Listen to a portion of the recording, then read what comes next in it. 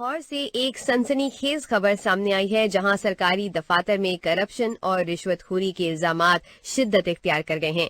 खास तौर पर एलडीए के इंजीनियरिंग 1 डिपार्टमेंट में बेजाब्तगियां अयां हो रही हैं।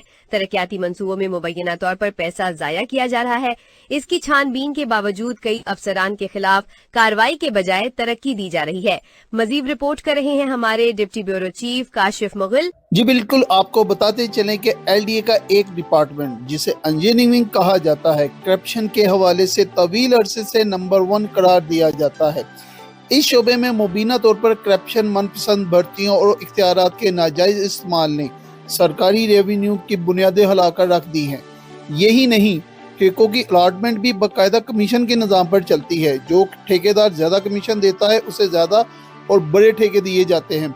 हमसे मुतअद्दिद ठेकेदारों ने रब्ता किया, जिनका कहना है कि उन्होंने अपने मंसूबे मुकम्मल तो कर लिए हैं, लेकिन उनकी बकाया रकम गुज़िश्ता 1 से 2 साल से तक पेंडिंग है, जो अदा नहीं की जा रही, जो कि मजमूई तौर पर करोड़ों रुपये बनती है। एक ठेकेदार तो ऐसा भी है जो एलडीए इंजीनियरिंग डिपार्टमेंट के चक्कर लगा कर बीमार पड़ गया है, हत्ता कि उसे अब कैंसर हो चुका है, मगर उसकी 2.5 से 3 करोड़ रुपए तक की बकाया रकम आज तक अदा नहीं की गई।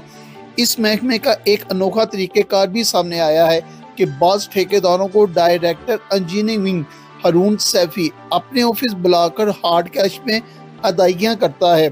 सवाल ये है कि हुकूमत के किस रूल के तहत सरकारी अदायगियाँ नकद रकम से की जाती हैं, जबकि कानून वाज़ेह तौर पर कहता है कि ठेकेदारों को हर अदायगी सिर्फ और सिर्फ बैंक अकाउंट के ज़रिए ही की जाए। मज़ीद कई संगीन इंकशाफात और दस्तावेजी सबूत भी हमारे पास मौजूद हैं, जिनमें ये भी शामिल है कि किस तरह एक शख्स डिप्टी डायरेक्टर से डायरेक्टर और फिर प्रोजेक्ट डायरेक्टर तक पहुंचा। इन तमाम दस्तावेजी हक़ाइक़ के साथ हम आपको अगली न्यूज़ में मुकम्मल तफसीलात फराहम करेंगे और मुकम्मल डॉक्यूमेंट के साथ आपसे बात करेंगे।